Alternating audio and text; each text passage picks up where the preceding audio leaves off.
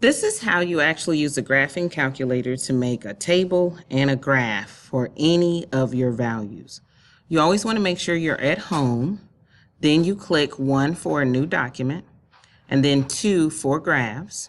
In the actual graph line, you type the formula using all of the numbers except time. Time, you use the value x because the x-axis acts as time.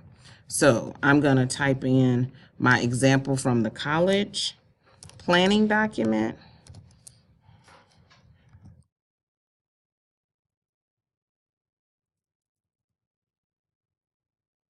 And again, remember, I'm putting X for the time. And I press enter.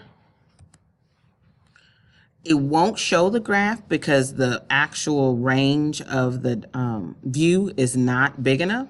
So I hit menu, I hit window, and then I hit fit for zoom. And now I can see the graph. Now, I'm really not going to use this to make the graph, but it does help me see the exponential look of the graph. To really make the graph, I'm going to use the table, which helps me fill in the table as well as fill in the graph.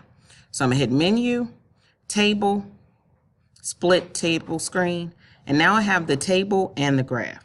Now, when it comes to the cost of college, this was in years. So 1 represents 1 year, 2 represents 2 years. But when you're doing any of the other calculations, it's in months. So be aware that your value for 1 year is actually at the 12 row instead of the first row.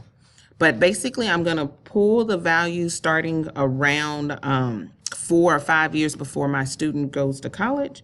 I write all of these things in the table, and then I use these values to make the actual graph.